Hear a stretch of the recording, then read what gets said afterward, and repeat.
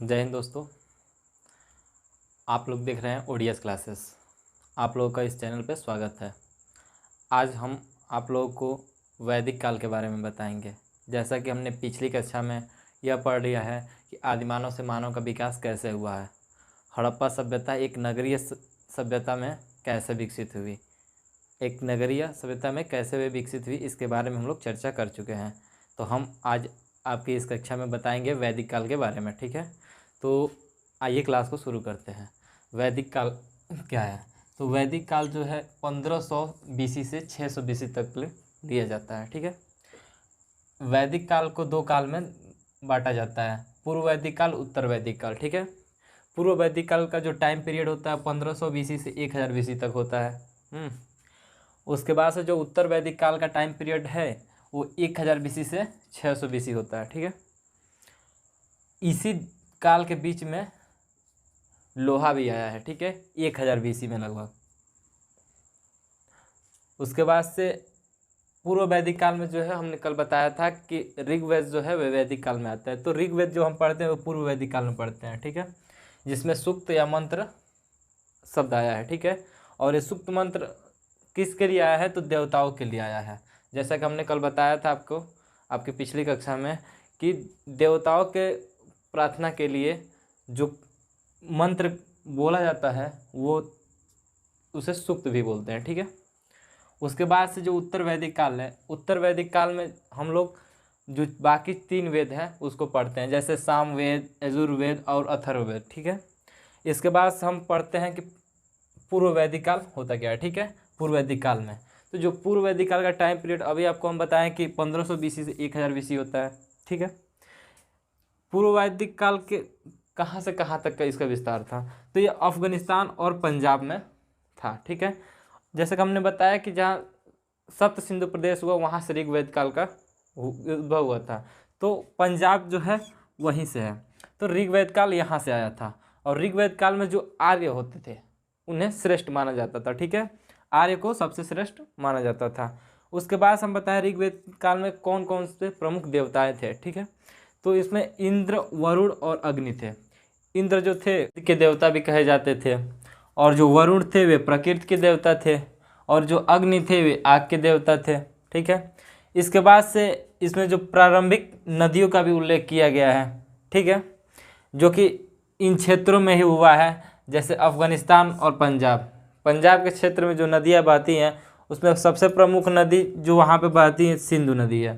ठीक है, उसके बाद से सर्वश्रेष्ठ नदी जिसे कहा गया है उसे सरस्वती, जिसे नदीतमा भी कहा जाता था। ठीक है, अभी भी कहा जाता है। उसके बाद से इसमें जो सबसे श्रेष्ठ माने जाते थे जो लोग, उन्हें आर्य कहा जाता था, जो कि इस काल में आए। ठीक है, और जो दास और दासियों थे ये पहले से ही वहाँ पे रहते थे। अब इसमें देखते हैं जनजातीय संघर्ष कैसे था पूर्व वैदिक काल में। ठीक है, तो इसमें क्या हुआ कि इसमें जो इंद्र थे वर्षा के देवता थे, इन्हें पुरंदर भी कहा गया। ठीक है, पुरंदर इसलिए कहा गया क्योंकि ये पुरों को तोड़ने वाले थे। पुरों मतलब होता है किलों को तोड़ने वाले। ठीक है, उसके बाद से इन्हें आर्य की उपाधि भी दी गई। ठीक है, उसके बाद से इस काल में अश्वचालित रथ का प्रयोग शुरू हो गया। हमने आपके इससे पहले किसी क्लास में नहीं बताया है कि अश्व थे। ठीक है, अश्व का मतलब जो प्रचलन है, अश्व का उपयोग है, वो इसी वैदिक काल में ही आरंभ हुआ। ठीक है, उसके बाद से आपको एक और बात हम बताए थे कि भारत शब्द का उद्भव कहाँ से हुआ था। तो हमने आपको पहले ही कक्षा में बताया था कि भारत शब्द का उपयोग ऋग्वेद काल से लिया गया है। तो यहीं से आता है भारतवंश या ऋषुवंश। ठीक है, भारतवंश में जो थे वो 10 राजाओं का एक संग्रह था। ठीक है, इसमें राजा सुदास थे इस समय। ठीक है, और फिर हम देखते हैं कि जो गायत्री मंत्र का उद्भव वो कहाँ हुआ। गायत्री मंत्र का भी विकास इसी में हुआ है, ऋग्वेदिक काल में। ठीक है, जो गुरु विश्वामित्र थे उन्होंने गायत्री मंत्र को उद्भव किया था। ठीक है, और वे किस लिए गायत्री मंत्र का विकास हुआ था? तो आर्यों में बदलने हेतु। ठीक है, उसके बाद से जो भरतजन थे और पुरुजन वे थे जिसमें 5 कबीले थे। जैसे दास दस्यु जो रहते थे वे 5 कबीलों में रहते थे, ठीक है। तो 5 कबीलों को पंचजन कहा जाता था, ठीक है। पंचजन में जो थे वे अनुजन थे, पुरुजन थे, द्रहुजन थे, तुर्वसजन थे, यदुजन थे, ठीक है। और यही जो पुरुजन और भरतजन मिलकर कुरुजन बनाते थे, ठीक है। उसके बाद से इन लोगों का भौतिक जीवन कैसा था इस काल में, इसके बारे में हम लोग चर्चा करते हैं, ठीक है।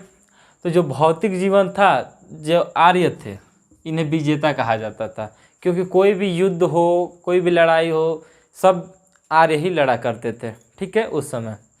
उसके बाद से इसमें किस चीज़ का ज़्यादा उपयोग हुआ है, तो घोड़े का उपयोग ज़्यादा हुआ है, रथ का उपयोग हुआ है। फिर इस काल में कांसे के हथियार ज़्यादा यूज़ किए गए हैं, ठीक है। इस काल में पशुपालन भी अधिक मात्रा में देखने को मिला है। फिर कृषि भी अधिक मात्रा में देखने को मिला है। इसमें कृषि के लिए जो फाल मिले हैं वो लकड़ी के मिले हैं, ठीक है, इस काल में। उसके बाद से उस समय जो भूमि था, तो भूमि का निजी स्वामित्व तो नहीं था। जैसे कि कोई भी कितना भी भूमि हो तो उसे कोई ये अधिकार नहीं कर सकता कि हमारी भूमि है, ये हमारे नाम से भूमि है, ठीक है। तो उसमें कोई निजी स्वामित्व तो नहीं था भूमि पे। उस समय जो धातुएं प्रयोग की जाती थी वे कांसे या तांबे की का उपयोग होता था, ठीक है।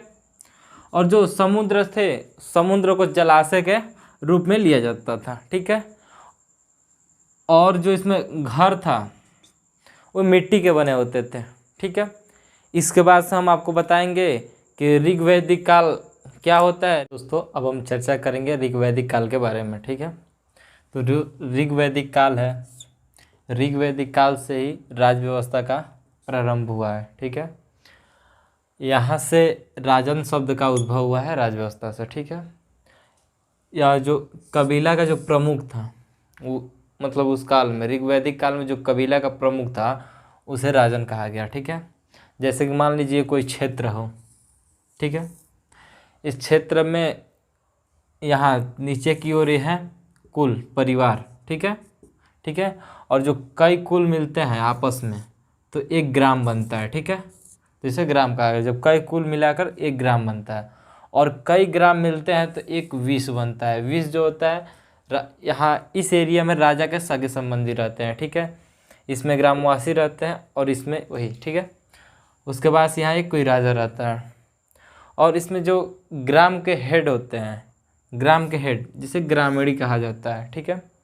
और विष के जो हेड होते हैं उसे विषुपति कहा जाता है और कुल का जो हेड होता है उसे कुलया कहा जाता है, ठीक है। इसमें सबसे बड़ा जो पद होता है वह जन, ठीक है। उससे नीचे विष, उससे नीचे ग्राम और सबसे नीचे कुल को लिया जाता है, ठीक है, ऋग्वैदिक काल में। अब हम देखते हैं कि जो लोग थे राजा जो बने उनका काम क्या था, ठीक है। तो जो राजन थे उन्हें क्षत्रिय कहा गया है, ठीक है, जो कि युद्ध करते थे और पशु वृद्धि करवाते थे, ठीक है। उसके बाद इनका जो नियंत्रण था वो किस पे था, एक तो विदय पे था, फिर सभा और समिति और गढ़, इन चारों पे इनका नियंत्रण रहता था। जो विदय और सभा जो होती थी उनमें महिलाएं भी भाग लेती थी, ठीक है।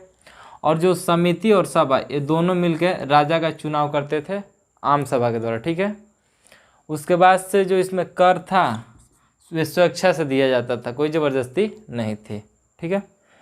जो यहाँ से ऋग्वैदिक काल है, ऋग्वेद से ही वर्ण व्यवस्था का शुरुआत हुआ है, ठीक है। जैसे कि इसमें ब्राह्मण, क्षत्रिय और वैश्य 3 वर्ण व्यवस्थाएं बनाए गए, ठीक है। यहाँ पे तो जो ब्राह्मण थे ये क्या करते थे, इनका काम क्या था, देवी देवताओं को प्रसन्न करना, ठीक है। प्रसन्न कैसे करते थे, मंत्र के द्वारा, पूजा पाठ करके, यज्ञ करके या यज्ञ करा के, ठीक है। और जो क्षत्रिय थे इनका धर्म था रक्षा करना, ठीक है, क्षत्रिय या राजन, ठीक है। और जो वैश्य थे ये क्या करते थे, पशुपालन करते थे, कृषि करते थे और भी बहुत काम करते थे जो वैश्य का काम था, ठीक है। और जो कबीला या परिवार था, नेक्स्ट टॉपिक जो है कबीला या परिवार, इसमें लोगों की पहचान कैसे होती थी, तो जो लोग होते थे इनके पहचान के लिए कुल या गोत्र बनाए गए, ठीक है, इस काल में।